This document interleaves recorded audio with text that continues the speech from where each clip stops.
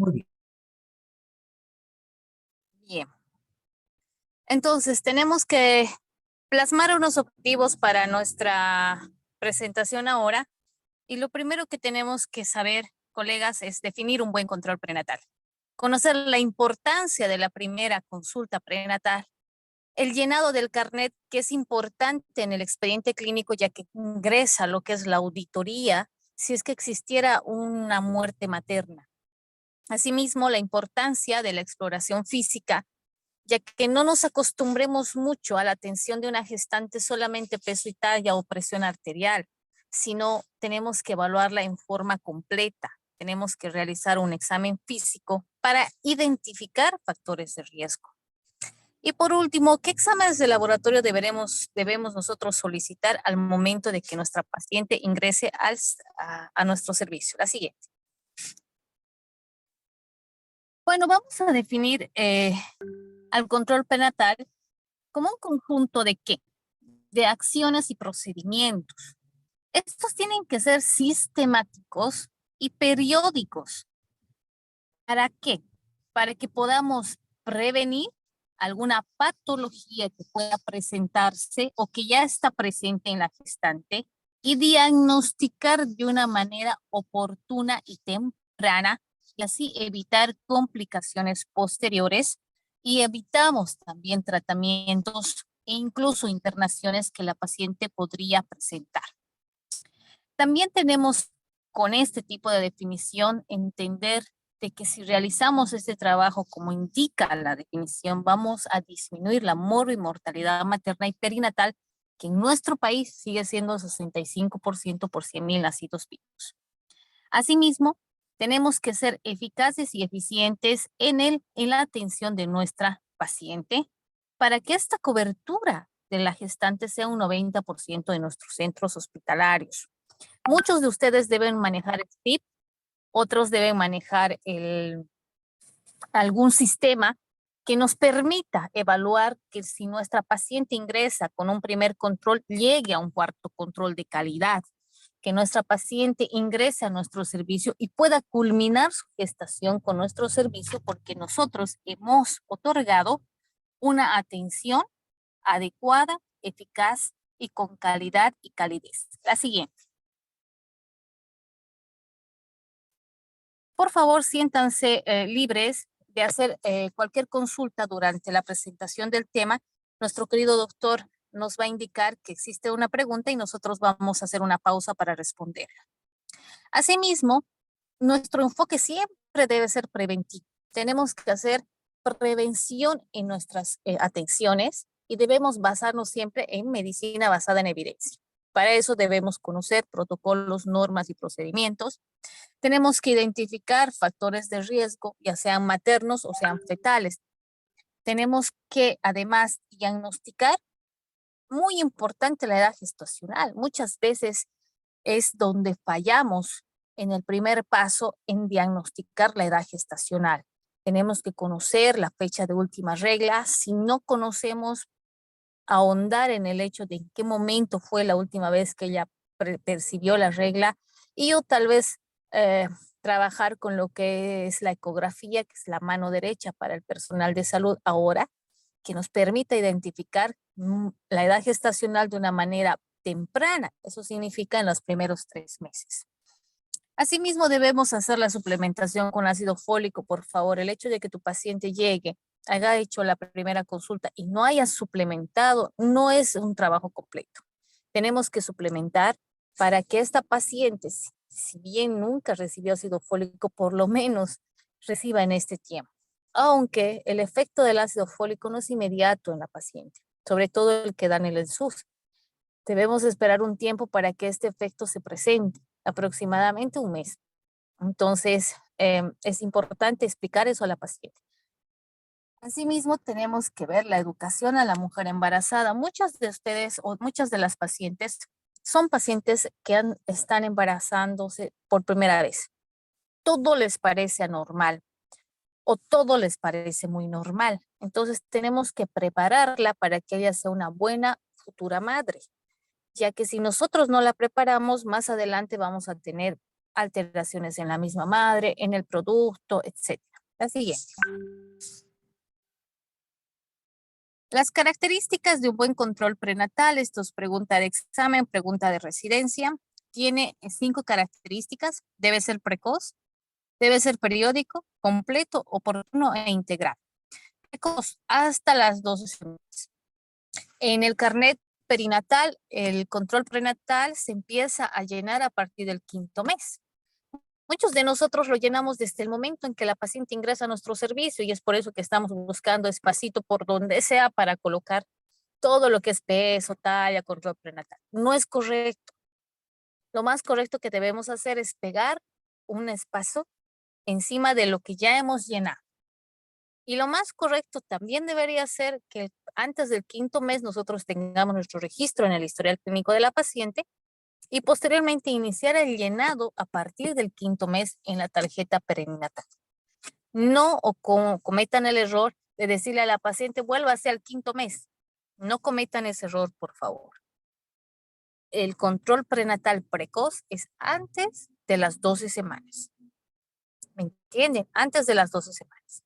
Bien, tiene que ser periódico. ¿Por qué? Porque debe ser mensual hasta las 28 semanas, quincenal a partir de las 28 hasta las 36 semanas y semanal a partir de las 36 semanas hasta el término de la gestación. ¿Por qué? Se preguntarán. ¿Por qué debemos hacer este control? Porque es ahí donde existe alteraciones en la gestante, porque se puede presentar algún factor de riesgo que puede desencadenar una patología en la gestante o en el producto. Además que debe ser completo, es decir, que tiene que atenderse a la paciente de una manera en la cual no solo miremos el embarazo, sino además el sistema cardiovascular, el sistema urinario, si existe infección vaginal, si ella está cursando con un problema gastrointestinal o si está teniendo un problema hasta psicológico. Entonces tiene que ser completo el control prenatal. No es solamente que suba, baje de la balanza, ahora le tomo su presión. No, tenemos que darnos un tiempo de preguntar, señora, en este mes, de mayo a junio, ¿cómo le fue? ¿Tuvo algún problema? ¿Se sintió mal? Tal vez una caída, probablemente alguna situación en casa. Entonces puede ser que tú le ofertes una calidez a la paciente, que ella pueda abrirse y decir, sí, doctor, le cuento que me he resbalado, que el perro me ha mordido, etcétera. Y hay factores de riesgo que pueden provocar amenazas de parto pretérmino, etcétera. Asimismo, tiene que ser oportuno. Y esto siempre se les repite a las pacientes, ya que ellas creen que en cualquier momento pueden venir a la consulta. O sea, no pueden venir en fechas que no cumplas mes. Por ejemplo, si a la paciente le toca el 14, los 14 son sus controles hasta las 28 semanas. Puede ser que la paciente se haya enfermado un 7. Entonces llega un 7 y dice, no, doctor, yo quiero de una vez que me haga el control prenatal. No puedes, porque le estás atendiendo la patología. De pasadita le puedo hacer, pues se puede dar, pero lo mejor es que la paciente sea responsable de que ella debe cumplir una cita exclusiva y llanamente para un control prenatal y no así enganchar la patología. Y hay otras pacientes que se esperan así enfermas hasta que llegue su fecha de control prenatal, pensando que es ahí donde deben hacerse atender y no es así. Hay que explicarles siempre que si ella se siente mal, ha tenido una caída o una molestia, alguna situación que es fuera del embarazo, que acuda, porque el control prenatal específico lo vemos en fecha 14, 8, 10, la fecha que le corresponde. ¿Cuál va a ser la fecha? El primer día que ha venido contigo. Puede ser que haya venido a las 12 semanas, un día 15. Entonces, desde ahí se cuenta un mes para controlar a la paciente en forma periódica. Asimismo, debe ser oportuno integrar. ¿Integral por qué? Porque no solo podemos ver a la gestante y al producto, también tenemos que ver otro tipo de especialidades. Puede ser que esta paciente sea hipertensa, sea diabética o tenga un absceso a nivel dentario o esté recibiendo tratamiento antipsicótico o psicológico o de alguna manera la paciente incluso puede ser que esté empezando a abusar de drogas o de alcohol, porque actualmente, colegas, existen esas patologías. Hace 5 años atrás, no yendo lejos, no podíamos pensar en mamás drogadictas, por ejemplo, mamás HIV positivas, mamás alcohólicas. Bueno, las alcohólicas sí han existido, pero no han tenido ese espacio de atención adecuado. Ellas tranquilamente pueden tener sus bebés en las calles, etcétera. Esa es ahora la realidad de nuestro país. Entonces, tenemos que identificar este factor de riesgo en la consulta. Es complicado, sí, porque nosotros en el hospital público no tenemos media hora para atender a una paciente como es en la parte privada. ¿Por qué creen que las personas prefieren ir a un consultorio privado que a un público? Porque en el público apenas nos dicen su nombre y nosotros tenemos que llenar un sistema, tenemos que llenar un cuaderno, etcétera, y no tenemos tiempo. Y es real.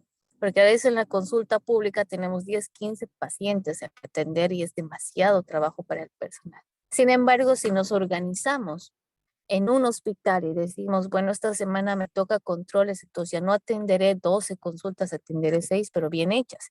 Eso es lo que a eso se debe llegar, a una organización institucional donde se pueda ofertar a una gestante un mayor tiempo que el que normalmente reciben las pacientes que no son gestantes. La siguiente. Bien. Entonces, en la primera consulta, ¿qué es lo que tenemos que hacer en la primera consulta? Entonces vamos a invitar a nuestra doctora Leida Carrasco que nos pueda indicar qué es lo que podemos hacer en la primera consulta.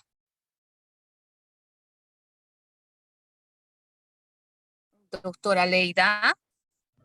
Sí, buenas noches. ¿Cómo está, doctora? Buenas noches, bienvenida. Dígame usted, ¿qué es lo que debemos hacer en la primera consulta de la gestante?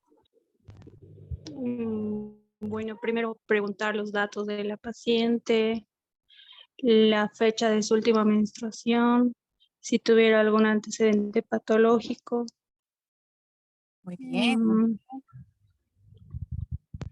Eso después de llenar los datos, ¿no? Que se pudieran recabar y posterior empezar con el examen físico. Muy genial. Bastante bien, doctora. Usted está correcta. Nosotros es importante la afiliación de la paciente, ya que es ahí que empieza el primer factor de riesgo. ¿Cuál sería el Claro. primer factor de riesgo en la afiliación?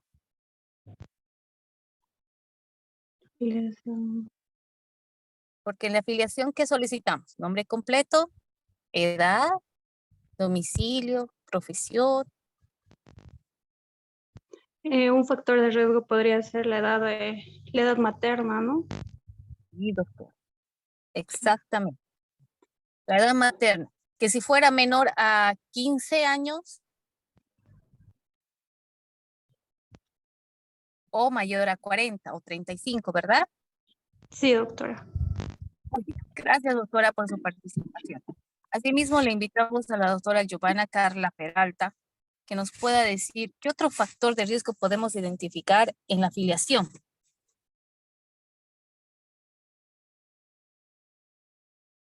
Doctora.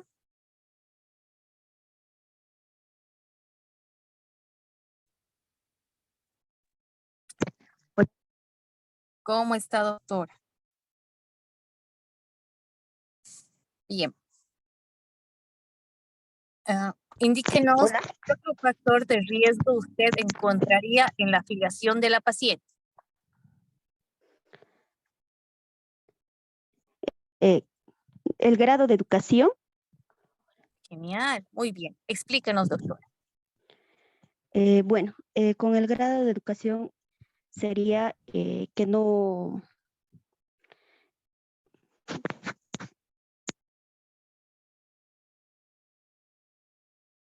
Que tenga instrucción o que no tenga instrucción. ¿Qué significa? Que haya por lo menos cursado la primaria o que no haya cursado ni la primaria.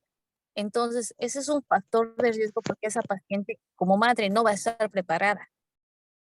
No va a estar preparada ni siquiera para asimilar lo que nosotros podemos explicarle. Y a veces nosotros usamos nuestro famoso tecnicismo médico y que la paciente, si bien no ha cursado la primaria, no nos va a entender. Entonces nos va a tocar a nosotros bajar al nivel de la paciente y tratar de que ella logre entender lo que nosotros queremos hacer que comprenda o queremos que conozca. La siguiente, por favor, doctor. Gracias, doctora, por su participación.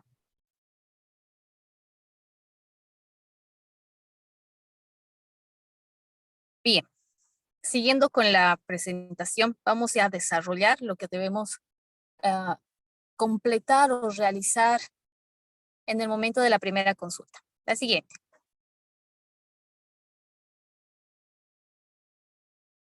Bien. Lo primero que nos corresponde es que debemos hacer la afiliación, es decir, abrirle el historial clínico a nuestra paciente. Ya tenemos un factor de riesgo identificado, la edad muy importante, por debajo de 15, por encima de 35. Asimismo, el grado de instrucción, si está casada, si está soltera, si es concubina. ¿Por qué? Porque si está casada, por lo menos tiene un sustento social. Es decir, si esa paciente se separa, pues le van a dar una pensión a los niños sin mucho problema, a diferencia de la paciente que es solo cónyuge, que solo está sin la parte social del matrimonio civil, por ejemplo. O aquella paciente que es soltera. Si la paciente es soltera no tiene ingreso económico o ella se genera sola el ingreso económico y cuando la gestación está avanzada ya es difícil realizar la parte de trabajo o incluso la atención en la casa, etc. Y muchos de nosotros llenamos lo que es la historia perinatal, el SIP, que es un tanto más sencillo y que nos va el mismo sistema desarrollar el factor de riesgo. La siguiente, por favor. Bien. Todos los clics, doctor. Bien. La clave de la primera cita siempre es que la paciente esté tranquila. Por favor, no las atendamos a la rápida. Yo sé que es muy pesado el sistema público. Yo sé que están cansados a veces, les entendemos, pero por favor, la paciente no tiene la culpa. No tiene la culpa de que tengamos muchas horas de trabajo, de que ayer estábamos de turno, de que capaz nosotros hemos discutido, etcétera. No, hay que atenderla con tranquilidad, sin prisas, porque es la única manera de ganar su confianza. Asimismo, debemos estimular un espacio de intimidad para que ella pueda abrirse y decir, mira, doctora, tengo estos problemas. No le vamos a resolver los problemas sociales, ni los psicológicos, ni nada, colegas. Lo único que le vamos a dar es tranquilidad porque le hemos escuchado. Nada más. La siguiente. Después de haber creado eso, nosotros vamos a realmente ingresar a nuestra historia clínica. ¿Por qué es importante crear un ambiente de intimidad? Porque vamos a recibir a cambio un verdadero historial clínico. Ella no va a omitir cosas, no le va a dar vergüenza decir cosas y tampoco se le va a olvidar lo que está presentando. Porque muchas veces te viene a la consulta y dice, ay doctora, me he olvidado decirle esto. A ella se le ha olvidado, pero yo tenía que hacerle recuerdos. Está así, está bien, está orinando muy rápido, está con secreción en la vagina, hay dolor de cabeza, ¿cómo se ha sentido en este mes? Muchas de esas preguntas a ustedes les va a abrir la posibilidad de obtener un expediente clínico que les va a ayudar para un diagnóstico certero. La siguiente, por favor. Y asimismo debemos nosotros registrar el famoso CLAP. Muchos de nosotros no lo llenamos, es un tanto pesado, a veces no tenemos el tiempo, pero es nuestra obligación llenarlo. ¿Por qué? Porque es ahí es el documento que nos va a permitir hacer un seguimiento del embarazo, parto y puerperio, tomando en cuenta factores de riesgo, ya sea sociales, ya sea, que se llama psicológicos y de tipo de patología o no. Y además nos va a ayudar a estandarizar los registros de las pacientes y facilitar la norma de atención clínica. Y esto es bien importante para nosotros, colegas, porque si bien algún momento podamos nosotros tener algún conflicto de tipo médico-legal, lo único que nos va a poder sacar de este problema es que nosotros cumplamos la norma técnica. ¿Qué significa? El llenado de esta historia clínica. Puede ser que se te haya pasado de algún factor de riesgo, sí. Pero si yo, además de eso, no he hecho el registro de atención de esta paciente como debe ser, tengo más problemas que otro profesional no, que sí haya registrado. La siguiente. ¿Por qué hago tanto hincapié en esto de de la parte legal, porque ahora lamentablemente está muy en boga y porque creerán que los médicos ganamos demasiado como para andar pagando una demanda, entonces están muy al pendiente de algo, más si les tratas mal, más si no les das un espacio. Entonces hay que tener cuidado. Lo que vamos a desarrollar ahora es todo el CLAP, lo que acaban de ver ustedes. Este es el modificado, ya hecho por la OMS o PS, que está vigente en aproximadamente 7 países de toda Latinoamérica. Y son todos estos acápites que vamos a ir revisando. La siguiente, por favor. Ya que no preguntan, yo voy a preguntar. Entonces, ¿qué se define como factor de riesgo? El factor de riesgo es la probabilidad de una gestante de padecer un mal resultado obstétrico o perinatal. Eso es el alto riesgo. Puede definirse como alto riesgo bajo, alto riesgo alto o alto riesgo muy alto, dependiendo a los factores que encontremos durante la redacción de nuestro historial o de nuestro CLAP. La siguiente.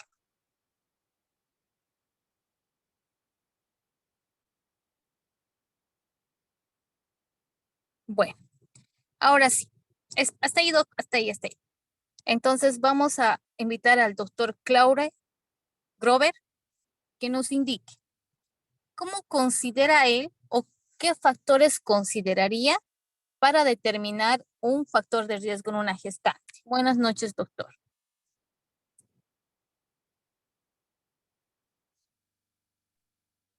Buenas noches, doctora. Buenas noches, colegas. Los factores de riesgos que podemos ver lo que es en la atención obstétrica puede ser lo que es el sobrepeso materno, ¿no? Para empezar, podemos empezar por el sobrepeso materno, también por las patologías sistémicas, ¿no? Ya sea hipertensión arterial u otros. Doctor, está muy bien con lo que es el sobrepeso materno, que actualmente en la parte del oriente hay bastante. Y dígame, ¿por qué sería un factor de riesgo el sobrepeso? Porque esto puede inducir lo que es una diabetes gestacional. Muy bien, muy bien. Tiene toda la Y razón, doctor. Adelante. bueno, y en el neonato también podría darse lo que son hipertiroidismo, si no me equivoco, ¿no, doctora? O hipotiroidismo por ese factor. Más Porque va a bien haber... lo que nos va a presentar, doctor, es un efecto macrosómico. Cuando la mamá tiene un peso de más, el producto tiende a tener también un peso de más. Entonces tenemos un feto macrosómico y es ahí donde tenemos un factor de riesgo obstétrico perinatal. ¿Por qué perinatal? Porque esta paciente no va a ir a parto, va a ir a cesárea. Entonces es importante identificar esto y muchas gracias, Doc, por haber contestado a la pregunta. Y vamos a continuar tal vez con otras dos colegas para que nos pueda apoyar en el desarrollo de la lámina. Entonces lo invitamos al doctor Gustavo Marcelo Velázquez para que nos pueda seguir apoyando en esta.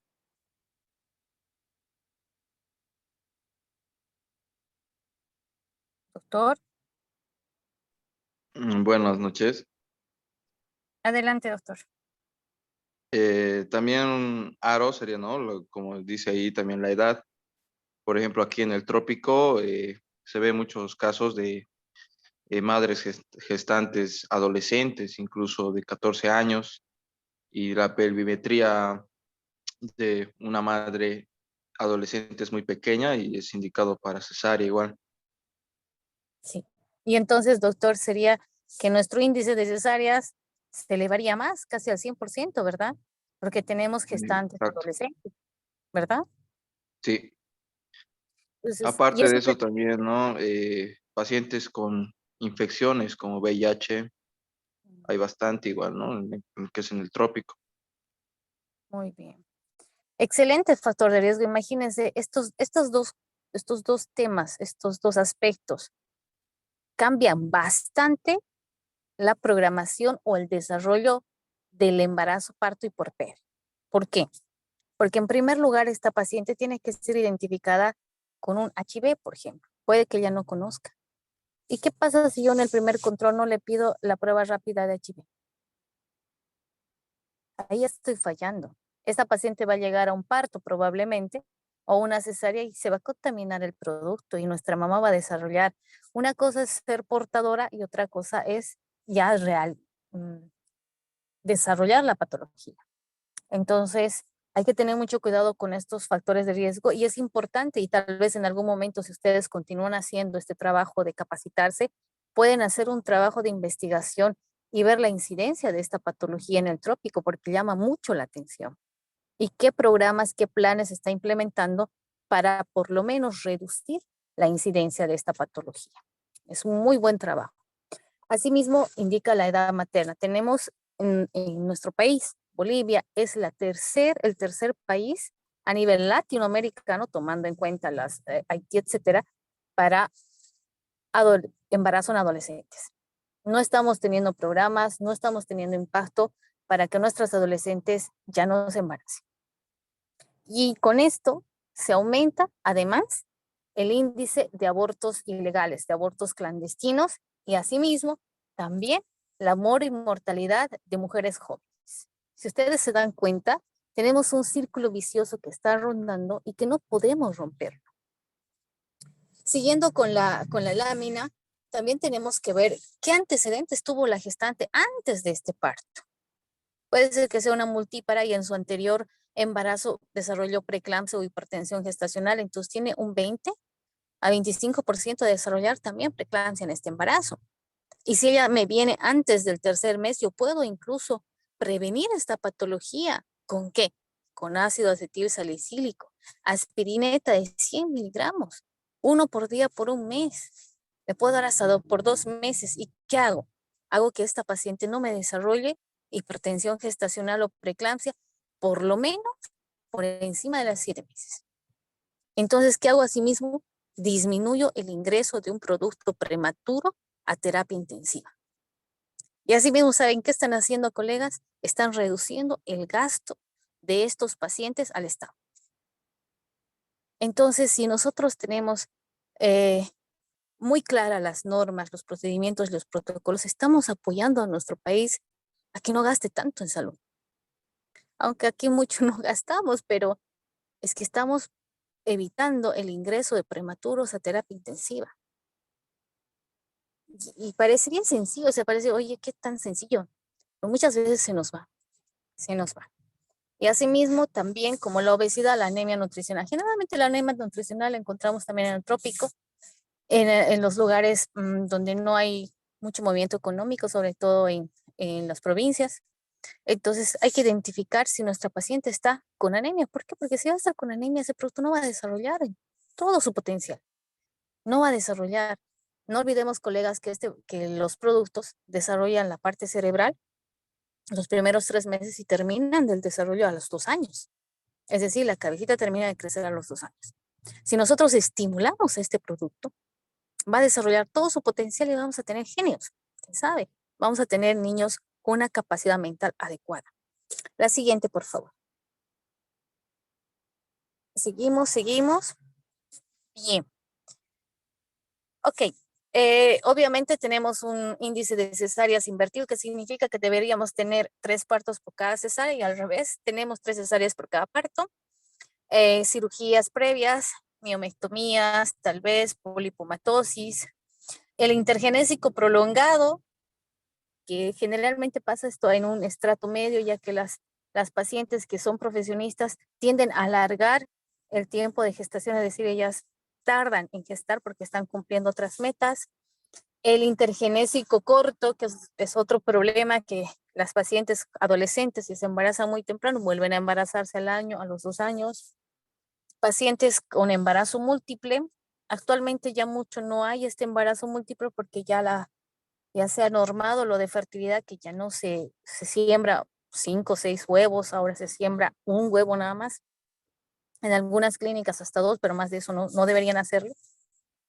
Y también algún trastorno que tenga la paciente, que a veces la misma normativa es un tanto contradictoria porque nos dice la normativa del discapacitado que deberíamos nosotros respetar todas las decisiones que él tiene, pero en eso de que algún trastorno mental que tenga la paciente, tendríamos que evitar que se embarace, porque ellas son víctimas de violencia sexual, son víctimas de violencia psicológica, etcétera, por la misma discapacidad.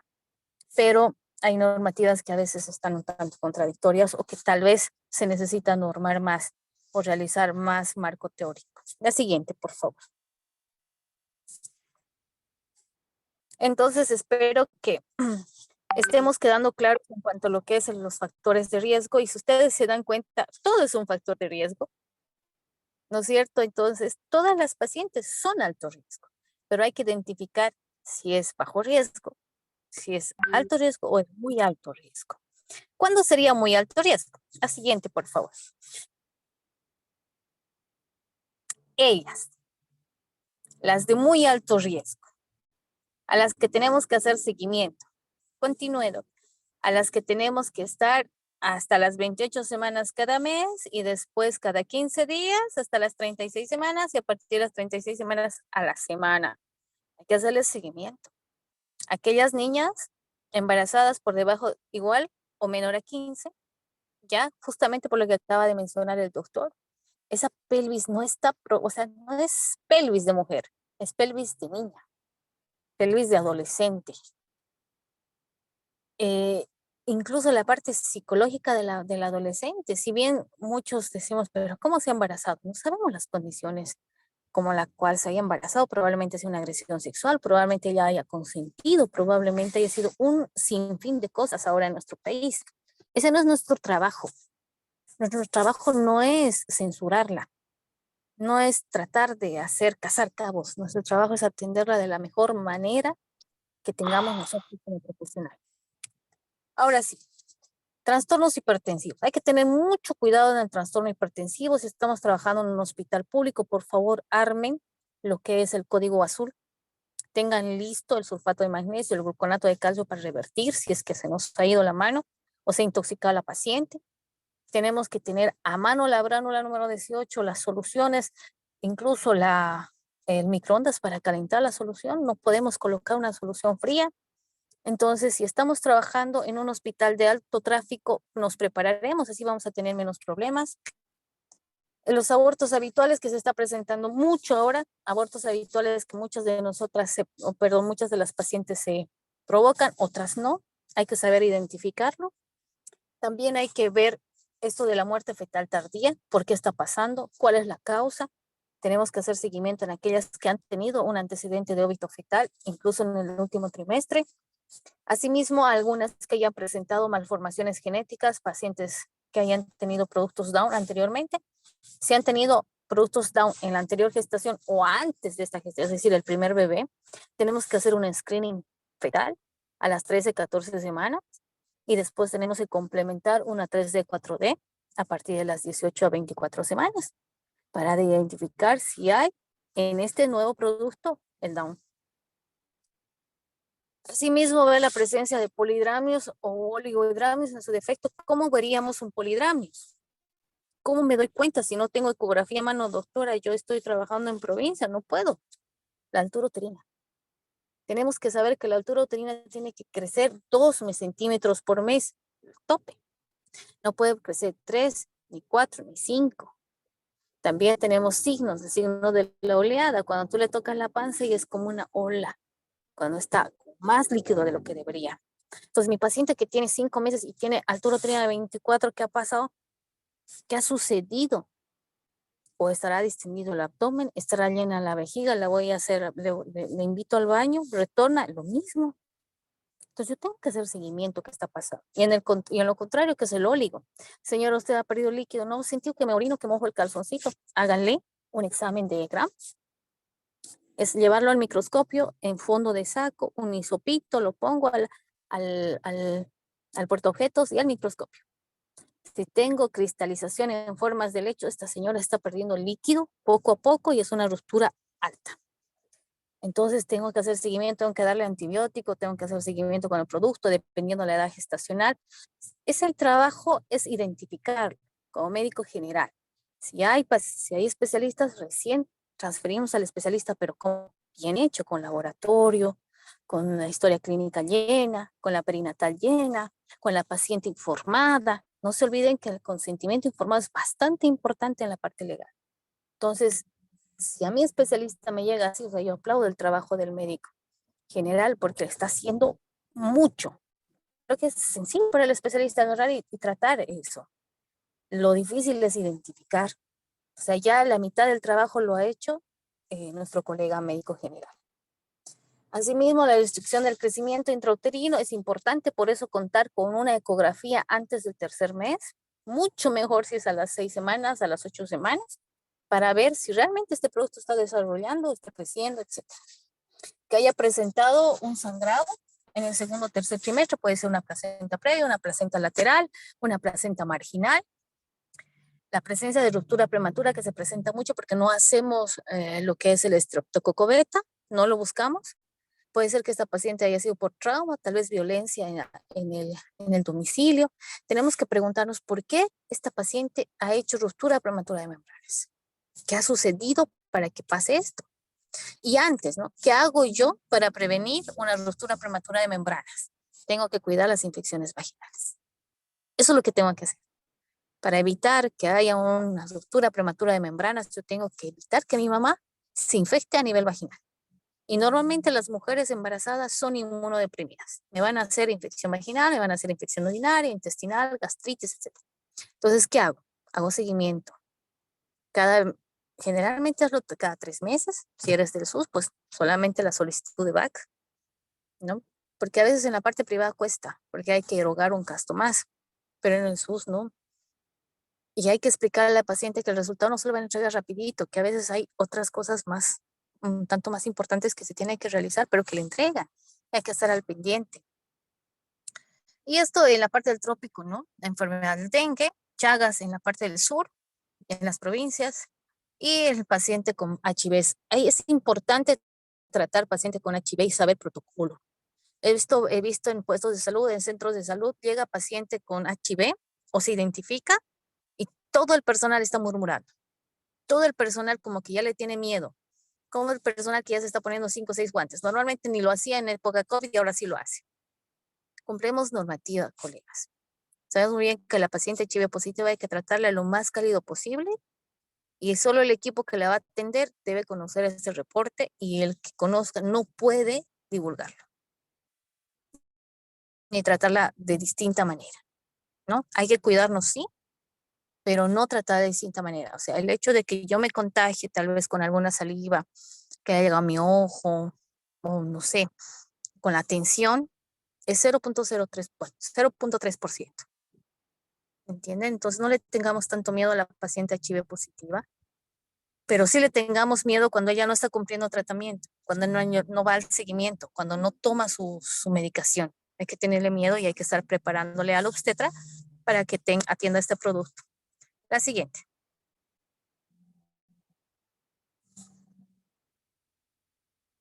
Bien. Ok. Cardiopatías en pacientes gestantes, muy poco, adiós, gracias. Igual las nefro. Sí se está viendo con más frecuencia las diabetes mellitus, ¿no? En pacientes. Esto se tiene que buscar a las 28 semanas, colegas, porque es ahí donde existe una fluctuación hormonal. Entonces hay que buscarlo a esa edad. Y si la paciente ya te debuta con hiperglicemia, hay que hacer un seguimiento. Hay que evaluarlo con laboratorio. Es un tanto difícil hacer lo que es la prueba de tolerancia oral a la glucosa, pero el protocolo lo pide. También tenemos que pedir hemoglobina glicosilada si ya tenemos una hiperglicemia.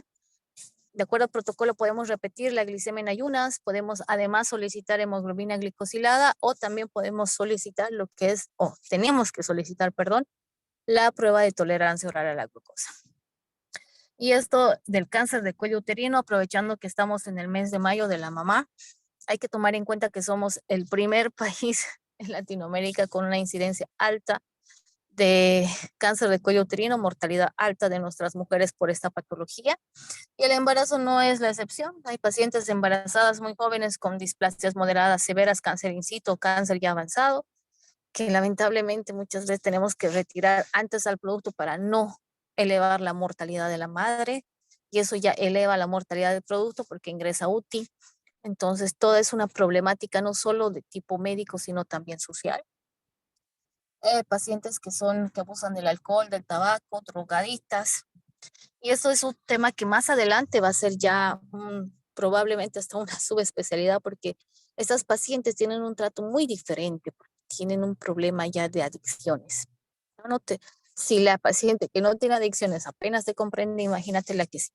Entonces, muy complicada la atención de estos pacientes. Es un trabajo multidisciplinario, o sea, profesionales muy comprometidos en la atención de estos pacientes porque recaen y es honesto de que no les interesa el producto para nada y después tenemos un producto con secuelas. La tuberculosis pulmonar, el herpes genital, que a veces no lo identificamos porque creemos que es un mochito, etcétera, hay que nomás hacer el hisopado. Y también lo que son, ¿qué se llama? Alguna otra situación de cáncer de mama. No hemos visto una asociación, capaz algunos colegas sí. En la práctica médica mía, hace unos 8 años no hemos visto un cáncer de mama con embarazo, pero sí hemos visto en Santa Cruz un caso que nos han presentado. Y la condilomatosis, que a veces no le tomamos mucha atención. La paciente nos dice, es más, a veces ella lo siente ni lo mira. Y la condilomatosis empieza cuando el sistema inmunológico de la paciente baja. Y dice, yo no tenía esto, pero me embarazó y empezó a tener estas cositas ahí abajo. Me escuece. Y a veces nos da una flojerita hacerle un examen pélvico, por lo menos le veremos la vulva. Sigamos, no podemos hacerle el examen pélvico, le veremos la vulva y veremos si hay verrugas. Si me dice que hay algo, veré. Porque este bebé no puede nacer por vía vaginal. Entonces ya tenemos otro factor de riesgo. No puede nacer porque se contamina a nivel de la garganta. Entonces, ¿qué hago? Y tampoco puedo hacerle tratamiento con lo que es el condilomil o el ácido tricloroacético. No puedo. Tengo que esperar a que termine la gestación. Y tampoco puedo dar una dosis de antiviral alta, como lo hacemos en pacientes que no están embarazadas. Entonces, ¿qué tengo que hacer? Seguimiento. Si la paciente está con mucho crecimiento de verrugas, transferencia, porque eso yo ya no lo voy a poder manejar en el primero o segundo nivel, tengo que transferir al tercero. La siguiente. Es importante que cada uno de nosotros conozcamos la caracterización de nuestros centros y hospitales. Puede ser que yo trabaje en un hospital de primer nivel y sepa muy bien el manejo de patologías de segundo y tercer nivel. Muy, muy, muy bien, doctor. Pero por favor, hay muchos paquetes que no te abren para atención en primer nivel y también nos ponen límites, ¿verdad? ¿Y cómo logras la atención integral? Haciendo una buena referencia, explicando a la paciente y en la nota que vas a enviar, explicarle de que tú, como hospital de primer nivel, no te permite la ley hacer más acciones. Ahora, si tú estás muy lejano y depende la vida de esta madre, de tus acciones, hazlas bien escritas, bien anotadas en tu historial clínico con consentimiento informado, hazlas, porque es aquí el bien mayor, salvar la vida de la madre. Bien, sigamos. Entonces, justamente esto es la lámina que yo les estaba presentando para que podamos identificar los niveles de acción, los niveles de atención. Tenemos nuestro librito de caracterización y ahí los paquetes que nos dan, tenemos que conocerlo, porque si no lo conocemos vamos a cometer errores. Ya, por ahí tenemos que empezar. ¿Y qué dice la 1148, perdón? Dice que tú no estás libre de algún cargo diciendo que no conocías la norma. Desde el momento en que trabajas, tienes que conocer la norma. Y actualmente ahora las convocatorias son por SICOES y ahí es donde colocan conocimiento de la norma 1178, conocimiento de la ley 348. Y si tú no tienes cartones que digan eso, y si aunque tengas cartones, no los eso ya es peor, ¿no? Que si tienes cartones y no lo sepas, el cargo es mayor. Entonces hay que leerlos, colegas. Lamentablemente esta profesión es así. Bien, entonces ya estamos viendo qué tipo de personal tendría que atender en cada nivel y qué patologías puede atender. Ahora, ¿qué haces en otra situación que a mí también me pasó? Yo también he sido médico general, que cuando yo llevo una paciente gestante con 36 semanas, 36, ponle, a veces nosotros queremos mandarles antes, con cesárea iterativa 2, para valoración y seguimiento y conducta. ¿Qué hace el médico especialista que le dice, ay, pero ¿por qué me manda a esta hora? ¿Por qué? Debería mandarles a las 36 para que yo opere. ¿Qué voy a hacer desde ahorita? Controlar la doctora. Es lo que tiene que hacer. El médico ya cumplió su trabajo de primer nivel. La transfirió con todas las cosas. Y usted tiene que decirle, muy bien, señor, ahora usted es mi responsabilidad y yo la veo cada semana y la vamos a programar de aquí a una semana su cesárea, pero la veo esta semana. ¿Por qué? Porque no sabemos en qué momento puede romperse esa cicatriz. No sabemos en qué momento se puede desarrollar trabajo de parto. Puede ser que esta paciente sale del hospital, se cae y se va a ir a otro lado, porque si ya le sacamos del primer hospital diciendo, váyase, todavía no le toca. No, si te están enviando del primer nivel, te están enviando con hoja de referencia, lo están haciendo por algo, no por desprenderse de la paciente. Tiene que haber un factor por la cual te está enviando y hay que evaluarlo. No podemos también ser no me importistas y no atender a los pacientes que nos refieren los hospitales o los primeros y segundos niveles. Bien, la siguiente, por favor. Entonces es algo que también tenemos que normar como colegas, porque tenemos que organizarnos en nuestra red. Muchos de nosotros probablemente trabajemos en un hospital del SUS o del ministerio y tenemos redes. Entonces tenemos que organizarnos. Siempre hay hospitales de primer nivel y tienen su hospital de segundo o tercer nivel, es decir, hablar por teléfono. Estoy enviando esta paciente por esta razón. Muchas veces llega a lo antiético que dice, ay no, ¿pero por qué? ¿Pero por qué no hace esto? No, eso no se hace. Y si ustedes reciben ese trato, simplemente digan, hemos cumplido normativa, doctora. Nuestro nivel no nos permite más allá. La estoy transfiriendo. Usted conoce de la transferencia porque estoy haciendo la llamada del hospital público, de mi hospital. Entonces eso está registrado. Si usted la atiende o no, es su decisión. Y ahí termina. No vayan a la discusión, nada. Ese ya es su trabajo. Ustedes ya tienen un respaldo. Y lamentablemente a veces hay que hacer así. Respaldarnos y cumplir normativa. Y entonces, ¿cuántos controles tendríamos que realizar? Normalmente son 5 según normativa, pero si puedes hacer de 6, 7, 8 es lo mejor. El primer ingreso siempre es antes de los 3 meses. El primer control en perinatal al 5º mes, hasta los 9 meses, ¿ya? Y ya sabemos el tiempo de cada mes hasta los 28 semanas y después cada 15 días hasta los 36, después de los 36 cada semana. La siguiente. Bien. En sí, en cuanto a la correcta anamnesis, nosotros que debemos incluir siempre la identificación, el estadio socioeducacional de la paciente, porque eso es bien importante identificarlo a tiempo. Antecedentes personales, familiares, obstétricos.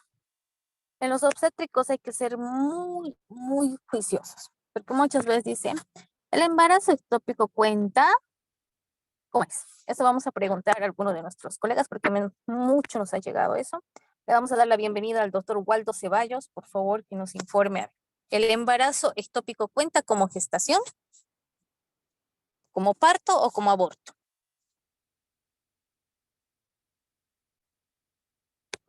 Doctor.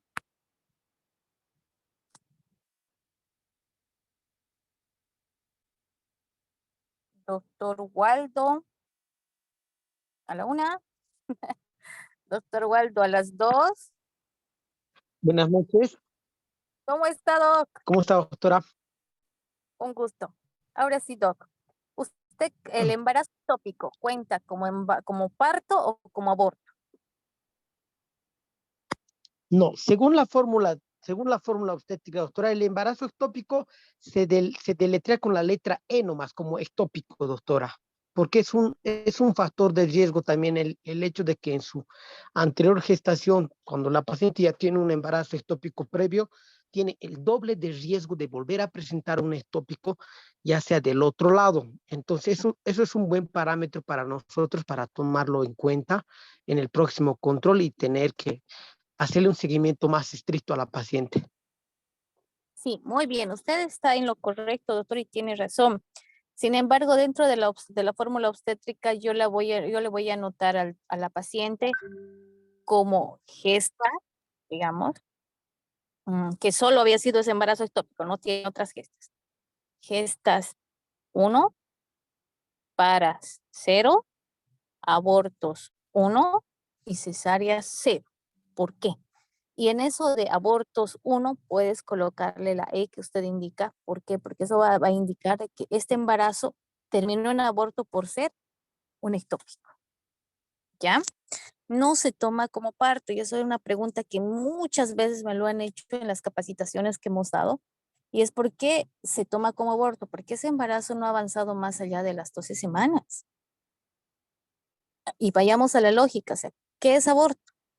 Es la pérdida del producto de la gestación provocada en forma natural, igual o por debajo de 20 semanas.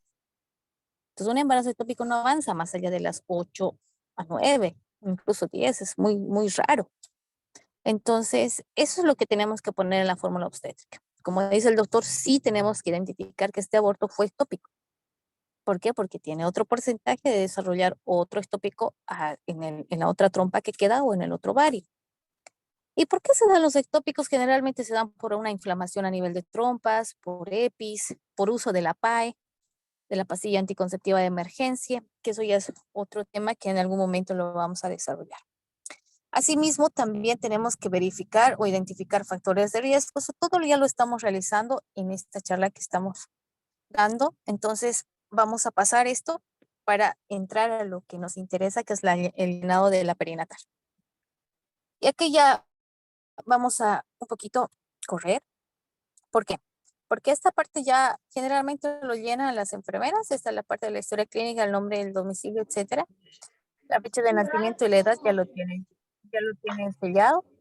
Y aquí tenemos que marcar el círculo amarillo si tenemos una gestante de 15 o por debajo de 15 y en aquellas de 35 por encima de 35.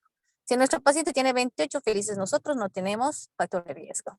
Asimismo, tenemos que ver la etnia. Identificar la etnia es importante porque si no, ¿cómo me voy a comunicar con mi paciente? Sigamos esa etnia quechua y yo hablo aymara, ¿qué hago? ¿Cómo nos identificamos? ¿Cómo nos comunicamos? Entonces, si yo tengo esa dificultad, tengo que buscar a alguien de confianza que me pueda hacer la traducción para que yo pueda hacer que ella me comprenda lo que yo quiero decirle. Asimismo, si ella es o no es, si ella sabe o no leer y escribir. Muchas de las pacientes no saben leer y escribir. Y tú ya te vas a dar cuenta en el momento de la atención que ellas están muy nerviosas. A veces no quieren ni hablar porque tienen miedo a que les digas, firme el lapicito, por favor, y no pueden ni agarrar el lapicero. Entonces hay que nomás identificar eso con mucho tino. No le vas a preguntar, ¿sabe leer y escribir? No puedes hacer eso. Lo que puedes preguntar es, disculpe, ¿alguna vez ha ido, bueno, terminó el colegio? No. ¿La primaria? No. Ah, ya, ¿ha llegado solo primero? Sí, a primero. Entonces eso ya te da de que ella es alfa, sabe escribir o no. Bien, asimismo el registro de lo que es el estado de civil, porque ya hemos hablado de que si está casada, en unión estable, soltera, el registro de nuestro hospital, que tiene que estar ahí, y su número de identidad, porque muchas veces necesitamos llenar un recetario que no llenamos a tiempo, y si nosotros llenamos la perinatal, vamos a sacar su CI de nuestra perinatal. Bien, entonces ya hemos hablado de este factor de riesgo, y ahora vamos a hacer la pregunta a nuestro querido doctor, nuestra querida doctora Daniela. Está solamente como Daniela, doctora Daniela. Adelante, la pregunta es la siguiente. Dentro de los factores de riesgo, en cuanto a la edad, al estado civil, ¿cuál considera usted que sería el de muy alto riesgo? Buenas tardes, doctora. Y hemos dado. ¿Cómo está? Buenas noches, doc. Adelante. Buenas noches. Sería la hipertensión, ¿no? La presión arterial. Ya, la pregunta era, dentro de los factores de riesgo, la anamnesis, ¿cuál cree usted que es factor de muy alto riesgo? Porque hemos dicho que hay alto riesgo bajo, alto riesgo y muy alto riesgo. Puede ser la edad o el estado civil. ¿Cuál de las dos usted consideraría que fuera de muy alto riesgo? La edad, doctora. Muy bien, doctora. Entonces significa que estamos yendo bien. Gracias. La siguiente. La siguiente, por favor. Bien. Sigamos. Bien. Esta es la otra casilla, que es también muy importante trabajarla, porque muchas veces tenemos flojera de preguntar y le ponemos no, y sin embargo había tenido antecedentes familiares de tuberculosis, hipertensión y diabetes. Y nos enteramos en el parto. ¿Ya? Entonces hay que tener cuidado de preguntarle, señora, en la familia, hermanos, tíos, primos, papás, ¿han tenido problemas de tuberculosis y tosen mucho? O diabetes, azúcar en sangre, o la presión se le sube. Hay que saber cómo hablar eso. Por ejemplo, ¿tiene diabetes? ¿Tiene preeclampsia? Te voy a decir no, porque no sabe lo que es. Y ahí ya se fue todos tus antecedentes. Asimismo, los personales, que es importante llenarlo, es re importante llenar esto porque es ahí donde ya vamos a identificar factores de muy alto riesgo, que no es lo mismo que aquella paciente con bajo riesgo, ¿verdad? Asimismo, vamos a seguir hablando de acuerdo a lo que son los antecedentes de que si ella tiene bastantes hijos. Y esto es bien importante llenarlo. Un clic más, Doc, por favor. Bien. Entonces, esto es lo que yo quería mostrarles, es la parte de los antecedentes obstétricos, donde a veces no llenamos en forma adecuada y tenemos que llenarlo en forma adecuada porque ya les dije, esto es un documento médico legal. Y si yo tengo más allá de 3 tachaduras en esta hoja, se anula mi documento médico legal. Y ahí empeora mi situación. Lo bueno es que no muchos en nuestro país somos auditores, ¿no? Y no muchos trabajamos con la auditoría médica. Entonces podemos incluso mejorar esta situación, pero en otros países la auditoría médica es demasiado fuerte, demasiado severa. No es punitiva, pero sí es muy severa en cuanto a llamadas de atención, descuentos, seguimientos, capacitaciones. Por ejemplo, si identifican que estás teniendo estas fallas, te mandan a capacitación. Capacitación evaluada. No solamente es una capacitación que vas y terminas tu rota y te vuelves, no, te evalúan. Si tú sales adelante, vuelves al trabajo. Si no, ya vas a un nivel menor del que estás atendiendo. Entonces, no, aquí en Bolivia todavía eso no existe y eso es en algún sentido un tanto adecuado para que nosotros nos capacitemos sin esa presión. Porque tenemos que hacer nuestro tutorial clínico como si un auditor lo estuviera revisando, ¿ya? Entonces, cuando una paciente tiene gestas, por ejemplo, bueno, ahora vamos a ver cómo podemos apoyarnos de esta manera con un ejemplo. Y le vamos a invitar a nuestro doctor Aurelio Ventura. Al doctor Aurelio Ventura le voy a dar un casito clínico y él me va a dar la fórmula obstétrica. Doctor Aurelio. Sí, doctora. Muy bien. Entonces, doctor Aurelio, un tanto atento. Vamos. Paciente que tiene 3 partos, ¿ya? Un parto que ha sido gemelar y 2 cesárea. O sea, un parto que ha tenido gemelar vía vaginal y 2 partos que ha tenido por cesárea. ¿Cuál sería la fórmula obstétrica? 3 partos, ¿no? Sería gesta 3, ¿Ya? partos 3, ¿Ya? vaginales 4 sería, ¿no? No había cesárea, ¿no? No lo vi. ¿Ya? Había cesárea. Ah, ya. Cesárea eran 2. No lo escuché bien. Sí. Ya, cesárea 2. ¿Ya? Cesárea 2. ¿Y abortos? Abortos, ¿Y abortos? no le escuché si había abortos. Si no había abortos, era Sí, aborto cero. sí, aborto 0. Ya. Entonces, usted ha dicho cesárea. A ver, ¿por qué le he dado este ejemplo, doctor? Porque muchas veces el embarazo gemelar que ha ido en parto lo consideran como 2 partos. Y no es así. El embarazo gemelar que ha ido por parto o por cesárea se considera solo 1, por más que hayan sacado 2 productos. Entonces, nuestra fórmula obstétrica sería gestas 3, porque 3 veces se ha embarazado. Partos 1, porque solo uno de ellos ha sido por vía vaginal, que ha sido el gemelar. Cesáreas 2, porque 2 se ha operado. Y aborto 0. Entonces, nosotros, ¿por qué les pongo este ejemplo? Porque es lo que más conflicto tenemos en las capacitaciones. Ahora, la gestación, en el momento de antecedentes, la gestación actual no cuenta, porque decimos antecedentes, antes de este embarazo, ¿ya? Y hay que preguntarle muy claramente a la paciente, ¿ha abortado? Sí, he abortado. ¿Cuánto tiempo de embarazo tenía cuando abortó usted? ¿Cuántos meses tenía? Tenía 6 meses. Entonces ya no era aborto, eso ya era parto. ¿Ya? Entonces, eso, ¿por qué ha sido parto? Porque es por encima de las 20 semanas. Por encima de las 20 semanas ya no es aborto, es parto prematuro, ¿verdad? Entonces, ese cuidado tenemos que tener al momento de hacer el registro de los antecedentes gineco-obstétricos, porque ahí es donde tenemos otro factor muy alto riesgo, que son multiparas. Doctora, una consulta, disculpe. Adelante, doctor. Si digamos fuera su primera gestación de la paciente, entonces ahí en donde se coloca ginecobstétrico, gestante previa sería, ¿no sería 1 colocarle?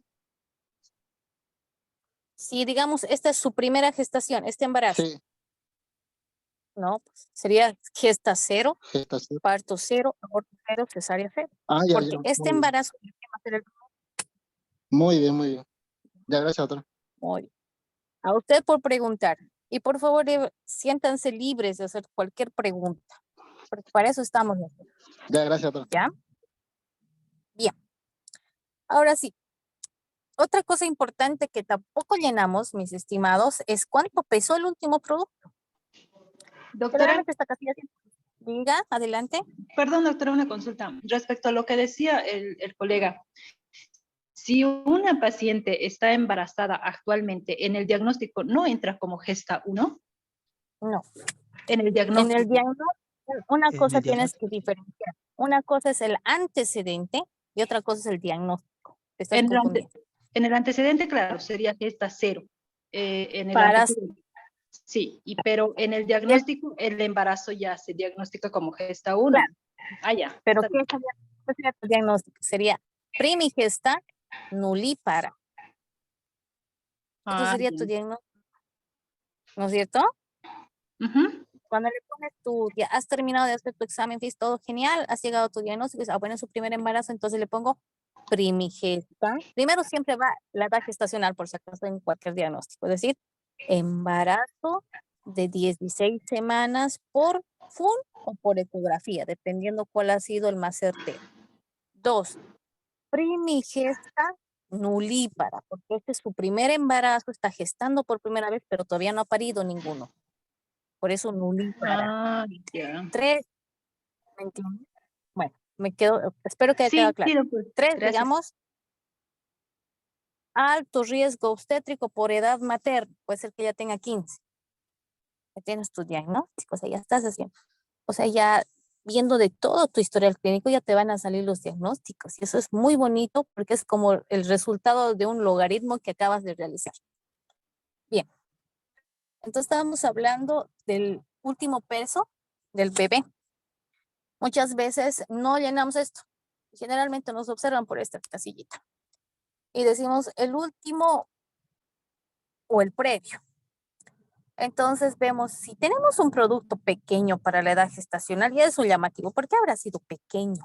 No habrá comido, habrá tenido mucha hiperemesis, no se ha hecho atender, no ha hecho controles prenatales. ¿Qué habrá pasado para que este bebé tenga 2.500 o por debajo de 2.500? Y al revés, si este bebé tiene 4.000, ¿será que este igual tiene 4 kilos? Entonces hay que hacer más seguimiento. Puede ser que le ayude a la paciente con un apoyo nutricional. Puede ser que le mande a la nutricionista para que mejore su calidad de alimentación, no su cantidad, su calidad.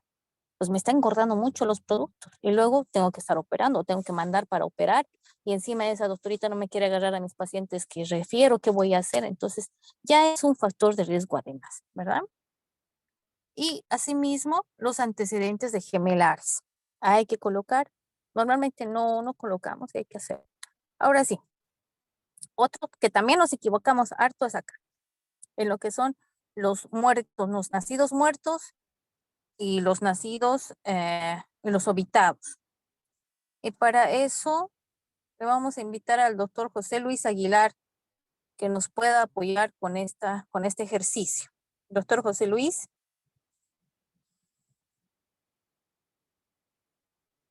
Doctor José Luis. A la una. Hola, buenas noches, Como se doctora. hace. Buenas Sí, le noches, escucho. doctor. Qué alegría. Vamos a trabajar con los nacidos muertos y los obitados. Escúcheme bien, ¿ya? ¿Listo? Si usted está teniendo una paciente de 20 años de edad, ¿ya? Que ha tenido en su primer embarazo un óbito fetal de 38 semanas. Entonces, usted, ¿cómo llena en lo que es el CLAP? En nacidos muertos, ¿cómo llena?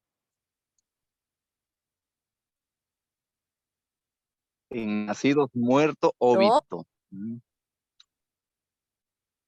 Claro, estamos teniendo un obitado. De 34 O sea, ha muerto en la panza, en el sí. útero de 38 semanas. Útero. ¿Cómo registro en el muerto, me dice, ¿no? En el clan. El obitado. obitado. Ajá. A ver. No sabría responderle, doctora. Bueno, está genial, Doc, me alegra mucho. Mire, en los nacidos muertos hay una duda, porque me decían una paciente, pero doctora, si ha muerto en el transcurso del parto. Entonces aquí sí le tengo que anotar uno, pero si ha muerto adentro, entonces no le tengo que anotar nada, me decía. Yo digo, sí le tienes que anotar, porque este que ha muerto en el transcurso del parto, también, o sea, el que ha muerto en el vientre, perdón, van a ser muertos, no van a ser vivos. O sea, el obitado También. intrauterino, que haga la inducción del trabajo de parto y o cesárea, van a ser muertos. Lo mismo que, digamos, ha obitado en el trayecto del trabajo de parto. Puede ser que no le hayamos identificado un circular de cordón, puede ser que tal vez haya hecho un prolapso de cordón y se ha fallecido, porque esas son las patologías que provocan fallecimientos en el trabajo de parto. Ya nació muerto. ¿Ya? Entonces se registra Y como eso es muerto. como muerto Uno. 1, y le vas a colocar muerto en qué momento, en la primera semana o después de la primera semana. Y tú le tienes que poner en la primera semana. Oh. Claro. Y puedes colocar ¿qué se llama? Un paréntesis y las horas, es decir, 2 horas de fallecido, a las 4 horas de nacido o muerto, etcétera. Porque puede haber nacido, digamos, ¿cómo te digo? Encima puede ser que haya nacido vivo. Eso es otro caso clínico. Ha nacido vivo, pero ha fallecido antes de las 6 horas. Entonces le anoto, nacido vivo, ya aquí, en partos, o digamos, ha sido una cesárea, nacido vivo arriba, pero fallecido en la primera semana. ¿Quedó claro? Así es, pero en caso del óbito que me está diciendo, en ese caso, ¿cómo se registraría ahí? Nacido muerto directamente, ¿verdad? Sí, en nacidos muertos 1 y nacidos muertos en la primera semana. Ok, entendido. Eso.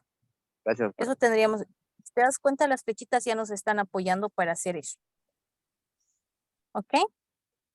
Digamos, han nacido 5 bebés por vía vaginal. Le pongo nacidos vivos 0,5 y viven 0,4. ¿Por qué? Porque uno del nacido vivo había muerto a la primera semana, es decir, en las primeras horas o a los 2, 3 días. Solo uno muerto y ya viven actualmente 4. ¿Ya? Porque a veces las pacientes dicen, sí, tenéis 5 partos. Y vos le pones 5. Y no le preguntas, no, ¿y los 5 viven? No, 3 se han muerto. Y para las pacientes generalmente, sobre todo de provincia, es muy común que el producto fallezca, a veces fallece y no sienten mucho. A diferencia de otras pacientes, ¿no? De la parte un poco más de ciudad, etcétera, que sienten mucho la pérdida de un producto. Mientras yo he visto que en provincia lo asimilan de una manera muy diferente, por sus creencias además, ¿no? Entonces hay que tener ese cuidado en el llenado de la fórmula obstétrica, colegas, porque se audita, ya se audita. Y no es que porque no lo he llenado y se quedó así, no, tengo que llenar. Ahora pregunta, ¿tengo más problemas si lleno mal o tengo más problemas si no lleno? Eso le vamos a preguntar a nuestra querida colega, a ver, a la doctora Paola. Está solo como Paola. Y le vamos a preguntar si tengo más problemas legales, médico-legales, si lleno mal, o si tengo más problemas médico-legales si no lleno. Doctora Paola. Buenas noches, doctora. ¿Cómo está, doctora? Adelante con su respuesta. Bueno, creo que hay más problemas legales y es que no se anota. Preferible es anotarlo. Errado. Se te fue. Estabas con mucho trabajo. Perdón. No tenías enfermedad. Algo ha pasado, etcétera. O sea, podemos argumentar miles de cosas, pero he llenado. Y uno creerá, pero si lo ha llenado mal, no sé. No, no. Es peor, es omisión si yo no lleno. Significa que yo ni he hecho el trabajo de preguntar. ¿Verdad? Entonces tengan también ese punto. Muy bien, doctora. Me alegra que esté. La siguiente, doctor, por favor, hágale clic, clic, clic. Bien. Sigamos. Doctora, una consulta antesita. Entonces, a partir de las 22 semanas, si hay óbito fetal, ¿la anoto como nacido muerto o a partir de cuántas semanas anotaría como nacido? Muy buena pregunta. Esa es muy buena pregunta. Felicidades, doctor, le vamos a dar premio. Bien. La normativa dice que aborto se considera aquella pérdida de la gestación. Ahora, actualmente, ya no es a 20, por si acaso nos actualizaremos, colegas. Ya no es a 20, a partir de las 22 semanas. Si mi producto muere por encima de las 22, digamos 23, aunque 22.5, 22.4, esto ya no es aborto, es un parto prematuro.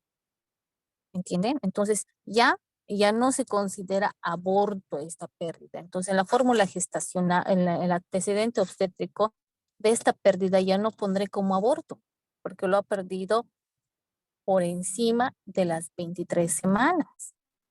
Entonces, era un parto, ¿ya? Entonces, en nacidos te pone, o sea, te pone partos 1, nacidos vivos 0, nacidos muertos 1. Eso sería lo que se tiene que escribir, doctor.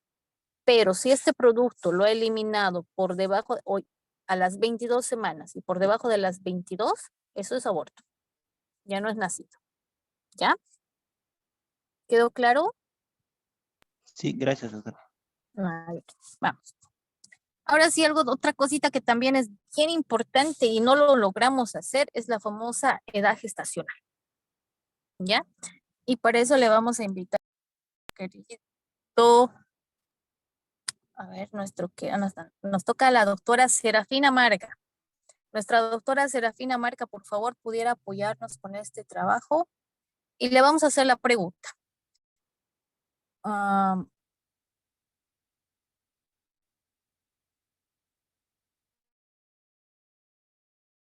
¿Cómo hace usted el cálculo de edad gestacional? Doctora Serafina Marga. Buenas noches, doctora. Buenas noches. Indíqueme, ¿cómo hace usted el cálculo de la edad gestacional por fecha de última regla? Hasta la fecha actual, ¿no? Hay que sumarlas.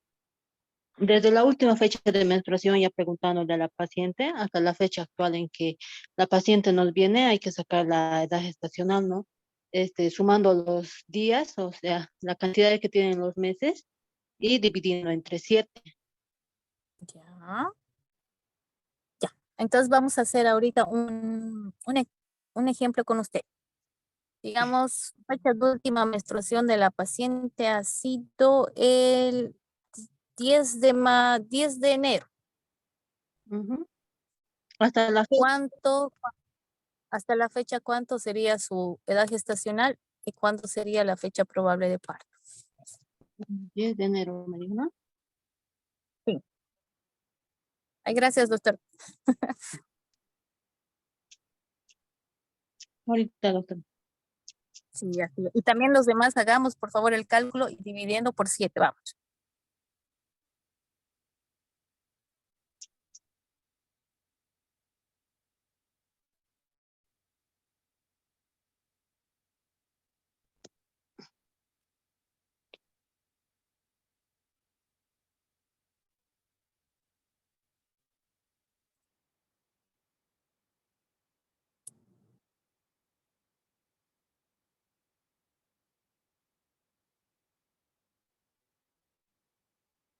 Ya, doctora, tendría una edad gestacional de 17.5 y la fecha probable de parto sería 17 de octubre.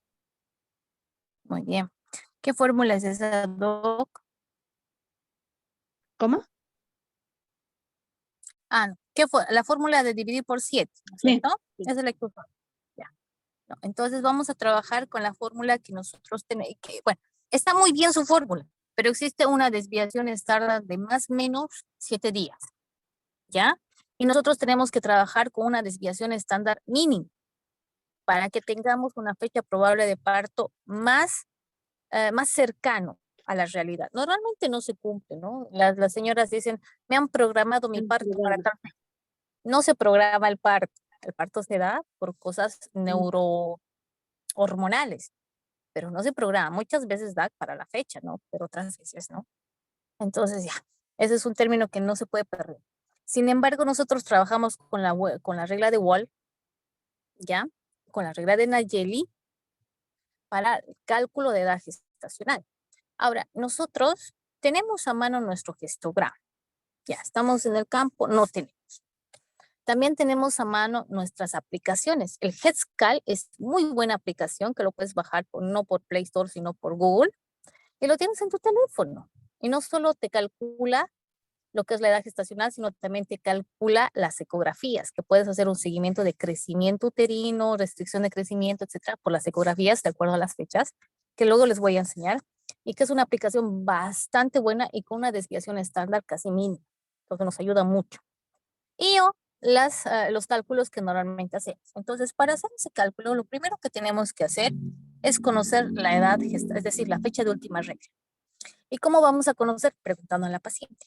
Y hay que decirle, señora, ¿cuándo ha sido la última vez que usted ha tenido su regla normal? Porque muchas veces puede tener una regla de gotitas. Y eso no es regla, sino es la implantación del producto. Y algunas veces incluso un sangrado como menstruación, pero la diferencia es que es menos de la cantidad normal.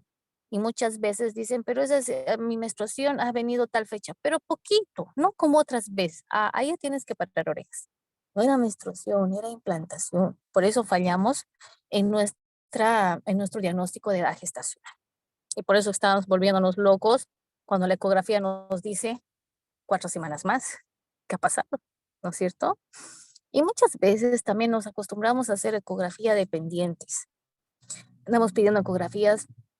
Si estamos en el sistema público podemos hacerlo, ¿no? Porque no nos cuesta ni les cuesta a las pacientes. Pero cuando es en público hay que tener un poquito de cuidado, porque a veces no cubren más eso, tiene un costo de más. Entonces vamos a empezar a trabajar. En primer lugar, vamos a hacer la regla de Nayeli. Vamos a agarrar el primer día de edad gestacional. Entonces hemos dicho 10 de enero, ¿no es cierto? A ese 10 de enero, a los días, es decir, al 10, se va a aumentar 10 días, porque es el primer día de regla, entonces sería 20. Y a los meses le vamos a restar meses, 3 meses. Entonces sería octubre. Entonces, este bebé me va a nacer el 20 de octubre del 2023.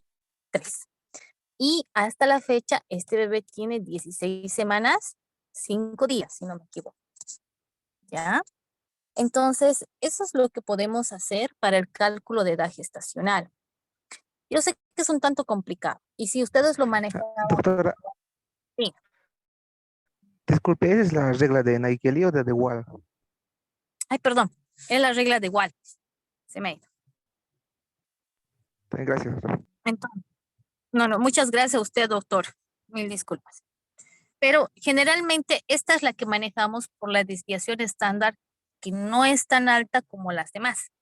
Generalmente hablamos de 3 a 5 días de desviación estándar, ¿no? Pero cuando hablamos de un bebé producto chiquitito, generalmente hay que identificar si la edad gestacional con la ecografía es correlacionado. ¿Qué significa? Que yo le he visto a esta paciente a las 8 semanas, 10 semanas, y le he pedido su ecografía. Entonces, según su fecha de última regla, que ella dice que está muy segura, que se anota en su calendario, etcétera, y la ecografía nos da menos edad gestacional, ahí hay que tomar en cuenta y parar orejas porque algo no está bien. O se ha embarazado muy tardíamente o el producto no está evolucionando bien. ¿Ya? Y esto es lo que ustedes van a ver mucho en su consulta como huevo muerto retenido, embarazo anembrionado o aborto diferido. Generalmente así lo reportan los ecografistas, porque los ecografistas también solicitan edad gestacional, perdón, fecha de última regla. Entonces, esa es la correlación que nosotros tenemos que hacer entre la edad gestacional clínica y la edad gestacional por ecografía. Ahora, otras veces que también pasa y le pedimos una ecografía al final, en el tercer trimestre o en el segundo trimestre a la paciente, creyendo que esa nos va a dar la edad gestacional adecuada. No es así. La primera ecografía en el primer trimestre nos va a dar la edad gestacional prácticamente hasta casi con 3 a 5 días de desviación estándar. ¿Qué significa? Que puede ser más 3 días o menos 3 días, más 5 días o menos 5 días, que es una semana. Pero si yo le pido una ecografía para saber edad gestacional a la paciente al segundo trimestre o al tercer trimestre, la desviación estándar es casi 10 a 15 días. ¿Entienden? ¿Por qué será? Porque en el primer trimestre, cuando está pequeñito hasta las 9 semanas, lo medimos desde la cabecita hasta su rabito. Se llama diámetro coronilla rabadilla. Es el famoso CRL que nos ponen en la ecografía. Entonces lo miden de principio a fin al producto. Y ese es el que nos va a dar la edad gestacional correcta. Mientras que cuando hacemos ecografías en segundo y en tercer trimestre, nos van a medir por separado la cabeza y por separado el fémur. Obviamente la circunferencia craneal, la circunferencia abdominal, etc. Pero nos van a dar separado y es la máquina la que hace, bueno, según un algoritmo y saca una edad gestacional de acuerdo a los diámetros que presenta. Y esa es la desviación estándar para edad gestacional de más o menos 10 a 15 días. De acuerdo a las máquinas y también observador dependiente, porque la ecografía depende mucho de quién lo realiza, ¿no es cierto? Entonces, lo que nosotros tenemos que tener mucho cuidado en lo que es la edad gestacional es saber identificar, usamos la de igual, ya, más 10 días a los días, menos 3 meses a los meses y sacamos la edad gestacional. Right, clarísimo. Ya, puedo tener mi aplicación, que es mucho mejor, ya, o puedo tener mi histograma también, es mucho. El hecho de dividirlo por 7 tiene más desviaciones estándar, entonces no está muy, ¿cómo le digo? Indicado, pero si eso es lo que usted maneja, hay que continuar porque hay que saber, si yo lo manejo desde hace tiempo, etcétera, tengo que hacerlo. No está tampoco proscrito eso. Ya, y por último, para que salgamos de esto, vamos a hacer un ejercicio, por favor, con nuestra doctora. No sé si es varón o mujer. Ives, varón, ¿no? Ives. Al doctor Ives le vamos a dar este ejercicio. Por favor, doctor, ¿me ayuda? Le vamos a dar, si digamos nuestra fecha de última regla ha sido el 18 de enero, ¿cuál sería nuestra fecha probable de parto con la regla de Watt?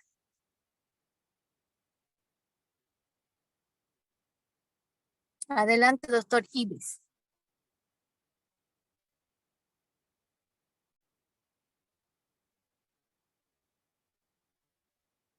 Doctor Ives a la primera. Doctor Ives a la segunda. Doctor Ives a la tercera. Se ponchó el doctor. Entonces vamos a seguir. Ahora sí una doctora Melba, la doctora Melba Flores. Doctora, salve el honor de las mujeres. Doctora Melba, con la regla de Wahl, si la fecha de última menstruación, y en la fecha de última menstruación estamos hablando del primer día de regla. Eso sí hay que tomar en cuenta también porque en la otra regla toman el último día de regla. ¿Ya? Esta es el primer día de regla. Se suma 10 días a los días y se resta 3 meses a los meses. Doctora Melba, por favor, vamos con la fecha probable de parto para la gestante que ha tenido la última menstruación el 18 de enero del 2023.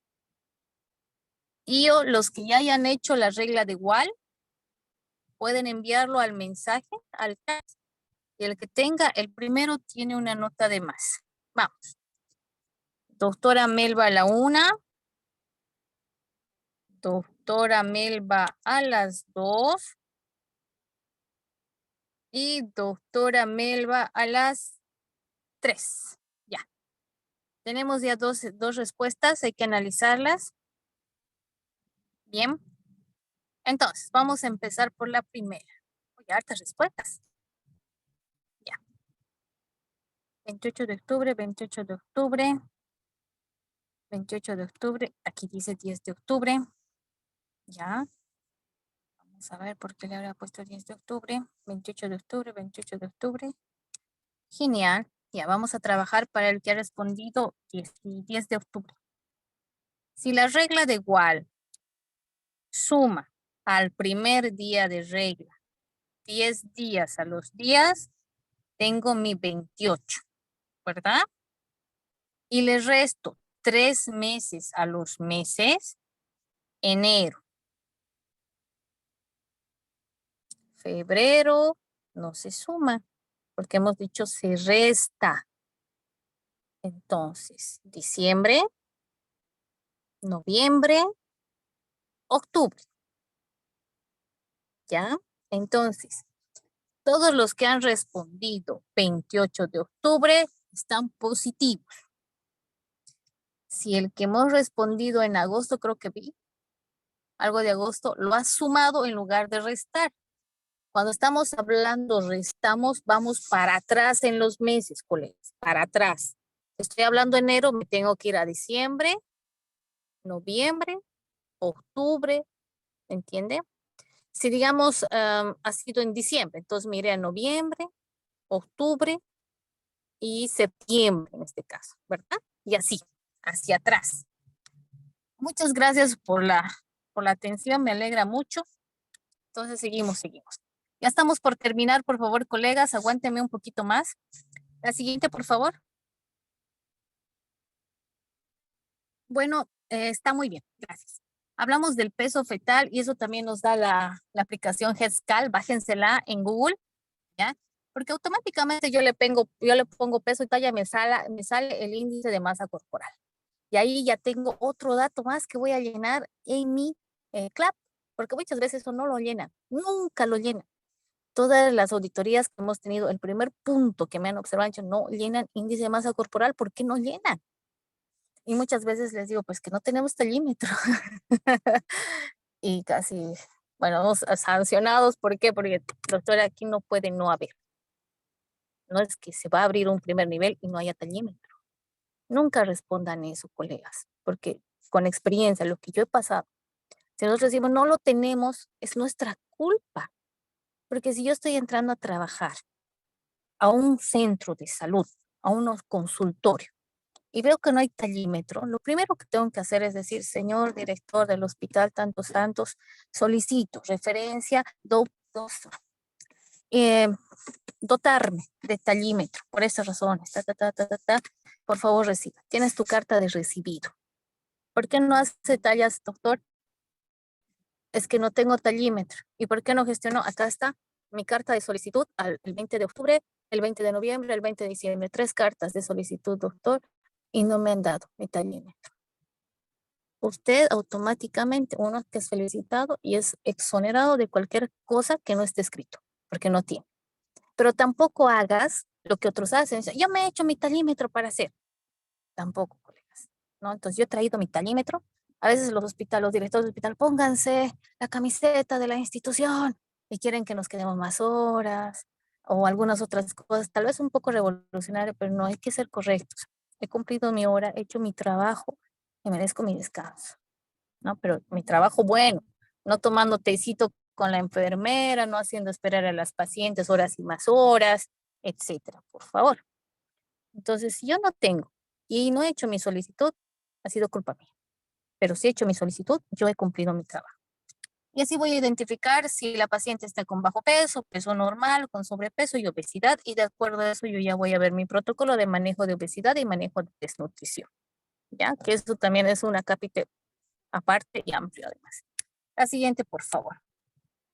Ahora, si yo tengo una desnutrida, ahí sí tengo que parar orejas, porque sé que esta mi guagua se va a desnutrir fatalmente, ¿no? Va a ser un restringido, va a ser un niño con, no solamente con peso bajo, sino con talla baja. Desde aquí ya vamos a tener chiquititos, pigmeitos, minions. Entonces, no, o sea, si ya la identifiqué como delgada, como enflaquecida, como desnutrida, leve, moderada, severa, en el SUS tenemos proteínas para darle, tenemos nuestro Carmelo, tenemos nuestro bebé, NutriBebé, que podemos apoyarla. No solamente NutriBebé es para niños, también es para mujeres desnutridas. Tengan mucho cuidado en eso, leamos un poquito, porque podemos darle eso a nuestra paciente y mejorar. El NutriBebé tiene una fórmula bastante buena, casi similar a la Ensure, casi similar a la Ensure. El Ensure casi cuesta unos 250. Entonces, un NutriBebé cuesta 15 pesos, porque encima que se les da el subsidio a las mamás, lo venden. Es un chiste. Lo venden, entonces lo venden de 10, 15 pesos y tú le puedes decir, bueno, si no te da tus SUS, ve, cómprate esto que te va a ayudar bastante. Porque las pobres no comen a veces, tienen que trabajar, están solas, no tienen a su esposo, tienen que ir a buscar el pan nuestro de cada día, entonces muchas veces ni se alimentan, ¿no? Entonces hay que ayudarles más a la desnutrida. A la obesa hay que prepararnos nosotros, no tanto, porque sabemos que no va a bajar de peso. Hay que preparar nosotros que no nos haga diabetes gestacional, que no nos haga hipertensión, que no nos haga efecto macrosómico, etc. La siguiente. Bien. Entonces, vamos a ver en los cambios en el estilo de vida, porque aquí nos pregunta, cosa que tampoco llenamos. Yo les voy a mostrar en la siguiente charla algunas historias clínicas de hospitales donde no llenan absolutamente nada. Entonces, estamos hablando aquí, si tú lees biencito, dice primer trimestre, hay una filita, segundo trimestre, una filita y tercer trimestre. Eso significa que yo le tengo que preguntar en los 3 trimestres. Y otra cosa que pasa, yo reviso el historial clínico, la paciente está con 20 semanas y esto ya está llenado hasta el 9º mes. Y a veces provoca un poco de risa. Bueno, quería llenarlo porque me imagino que se estaba adelantando, ¿no? Porque es que no puedes viajar al futuro. Entonces hay que tener cuidado en eso también. En el primer trimestre lo lleno. Si ella es fumadora activa, si es fumadora pasiva. Sabemos que es activo y pasivo, ¿no? Lo voy a decir rapidito. Activo es que yo fumo, pasivo es que yo huelo lo que están fumando a mi alrededor. Puede ser que esta paciente es doméstica en la casa de unos fumadores. Entonces es una fumadora pasiva. Eso también es importante. Ahora las drogas, ya el alcohol y la violencia. La violencia, tú incluso lo vas a poder intuir cómo viene de ánimos al control. Si está entusiasmada con el embarazo o está ya triste con el embarazo, ya preocupada cómo va a criar este hijo, cómo va a ir adelante, etc. La antirrubiola, por si acaso, la rubiola hace unos años atrás, que no se, desde la pandemia que no se está haciendo la campaña en pacientes no embarazadas, no se vacuna rubiola en embarazada, por si acaso. Si hay alguna licenciada acá, no se vacuna rubiola en el embarazo. Pero sí se pregunta si cuando no estaba embarazada recibió la vacuna. Y eso hay que llenarlo. En previa, o no sabe, o tal vez en el embarazo que es alerta, o no se hizo. ¿Ya? Porque pues si no, no me acuerdo. Entonces, ¿qué vas a poner? No sabe, ¿no es cierto? Puede ser que sí, o puede ser que no. Se pone no sabe. La antitetánica, que sí hay que colocarla, generalmente en los hospitales públicos se están colocando al contacto y al mes. Lo más correcto es 5º y 6º mes, pero si le han puesto al contacto y al mes, bueno, ¿qué vamos a hacer? Tenemos que tener un poco de cuidado porque en el primer trimestre están delicadas, con náuseas, con vómitos, asimilando el embarazo, unas felices, otras contentas, otras no. Entonces hay que darle tiempo, porque el embarazo dura 9 meses, ¿no? Y podemos programarle al 5º y al 6º mes con calma, cuando ya no tenga tanto conflicto. Pero si quieres hacerlo al contacto y al siguiente mes, porque eso dice la normativa, al contacto del siguiente mes, hazlo. Bien. El examen oral. Es importante que tú le envíes al odontólogo, a tu gestante, para que le haga una limpieza, para que le identifique caries, para que le pueda hacer tal vez un tratamiento de conductos. No se hace extracción con anestésico. Y eso es un tanto complicado porque hay muchos odontólogos que me llaman y dicen, ¿y ahora qué le hago? ¿Con qué le quito? Póngale anestesia sin vasopresor, o sea, sin adrenalina. Se puede colocar ahí en spray. Claro que le va a doler un poquito, ¿no? Obviamente, pero si hay necesidad de extraer, se extrae. Pero si le quiere colocar esa anestesia que te colocan en la encía, ¿no es cierto? Con adrenalina, hay que tener cuidado porque puede provocar taquicardia en el producto porque se absorbe a nivel vascular y nos va a provocar una taquicardia a besóbito. Que tengan cuidado con eso, ¿ya? Obviamente con dentista tiene que saber cómo manejar una gestante, pero muchas veces no pasa, les diré. No pasa, por eso tenemos mucho cuidado y nos hemos puesto a leer qué es lo que se puede hacer cuando tenemos una paciente con una caries increíble, incluso un absceso. Y para que... Perdón. Y incluso un absceso para que nosotros podamos resolver esto. Hay que tener mucho cuidado. Hay que estar incluso... ahora el teléfono nos ayuda mucho a estar en contacto y decir, bueno, hablaremos con el odontólogo del centro, a ver qué nos puede hacer. Levántate de tu consultorio, ve a hablar con tu odontólogo, ¿qué hacemos con ella? No la podemos dejar sufrir con dolor de muelas. Hasta aquí, queridos colegas. Bueno, la siguiente, por favor, Doc. Porque si nosotros no tenemos una buena alimentación, obviamente vamos a tener productos con restricción de crecimiento intrauterino. Eso es lógico, ¿no? Vamos a tener problemas cuando la paciente abusa de alcohol, abusa de lo que es la droga, que ahora ya la marihuana y la cocaína están en nuestro país. Bueno, hace tiempo sí había, pero no tan frecuente como ahora. Entonces vamos a tener este tipo de problemas. Y por último, lo que es la inspección visual. A veces colposcopía no hacemos. Biopsia solo en caso de Papa Nicolau sospechoso. Y Papa Nicolau se debería realizar en mujer gestante y no gestante. Bueno, en la gestante antes de las 12 semanas. Ya, por favor, eso hay que tener mucho cuidado. Cuidado si te está ocurriendo hacer a las 20, a las 24. No te olvides que existe crecimiento de lo que es el segmento. Podemos provocar una iatrogenia. O sea, si es antes de los 3 meses, no lo he hecho, no lo hago después. Pero sí lo hago cuando el bebé nazca y al mes. La siguiente, por favor. Doctora, una consulta. ¿Sí? ¿Cómo se puede hacer en el asunto del Zika? Porque han estado haciendo, ¿no? una campaña en la gestante. Bien. La pregunta, ¿cuál es específicamente? Estaba viendo que ya en los centros están dando repelentes para prevención de Zika y dengue. ¿Eso es obligatorio o solamente es dependiendo al lugar y el tiempo, digamos, de clima de lluvia, digamos, ¿no? Al lugar endémico, mi estimado doctor. Y algo que sí tiene usted razón, que vamos a ahondar, porque estamos hablando con personal que trabaja en el trópico, ¿no? Normalmente mis capacitaciones lo hago más en altiplano, pero hay que entender que nosotros ahora estamos trabajando con lo que es personal que está en el trópico y que sí tiene estos problemas y a veces hay dudas. Entonces tenemos que priorizar a pacientes que están en lugar endémico para que puedan cumplir con la prevención del Zika y del dengue. ¿Ya? Podemos dotar a nuestros pacientes de darles un complejito B. No nos roba darle complejo B para elevar el sistema inmunológico de nuestra paciente, porque no solamente con el ácido fólico ni el sulfato ferroso podemos darle el complejo B, mejor si es tiamina, ¿no? Con eso del COVID nos han habilitado la tiamina, la piridoxina también antes del 5º mes, a lo que son los 3 meses se puede dar piridoxina, nos ayuda con la emesis, nos ayuda con muchas cosas.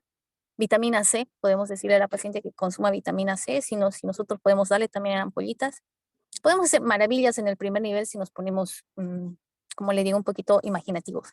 porque en el primer nivel nos dan suerito, nos dan equipo de venoclisis, podemos darle tal vez hasta como antes hablaba, ¿no? Un suero alimento, que en realidad no lo es, pero por lo menos ya entra por vía endovenosa y nos mejora el sistema inmunológico, podemos poner el complejito B, más vitamina C, para que esa paciente mejore. En la emesis nos va muy bien con la vitamina B6, ¿ya? Pero en el caso de la respuesta 2, es que en pacientes que están en lugar endémico hay que realizar por factor de riesgo, ¿ya? Gracias, doctora. Muy amable. Por favor, en estas pacientes de Zika y dengue, sobre todo Zika, hay que hacerles ecografía sí o sí primer trimestre, 12 semanas, y segundo trimestre, 24. ¿Por qué? Porque nos puede traer malformación. Y si yo ya le identificó una malformación incompatible con la vida, tengo que interrumpir embarazo. No puede nacer ese bebé. No puede estar ese bebé 9 meses con malformación incompatible con la vida.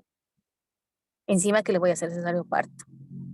¿Entiendes? O sea, eso es una violencia psicológica con la paciente.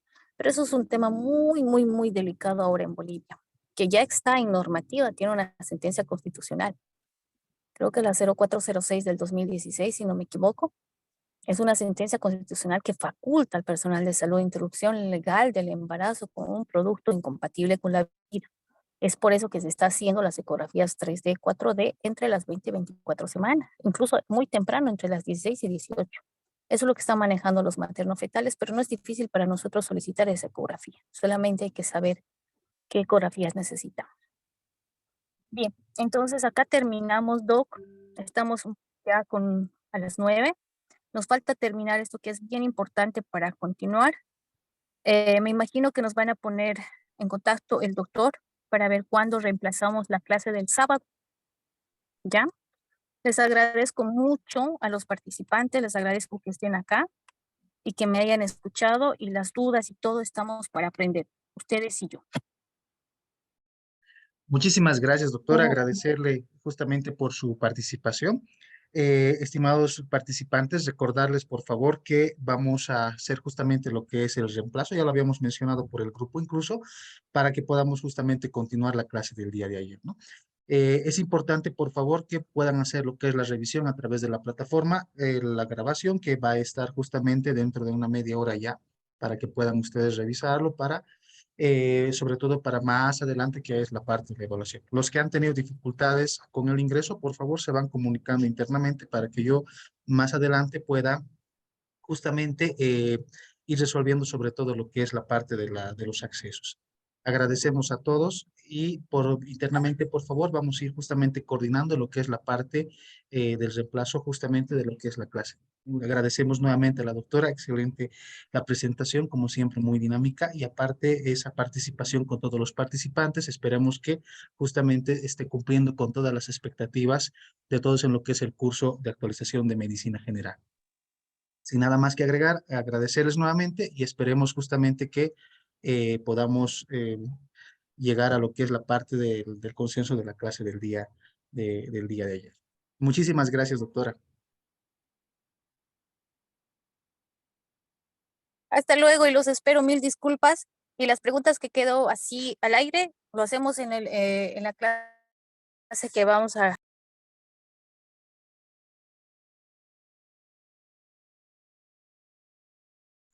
Perfecto, muchísimas gracias a todos, que descansen, gracias, hasta luego.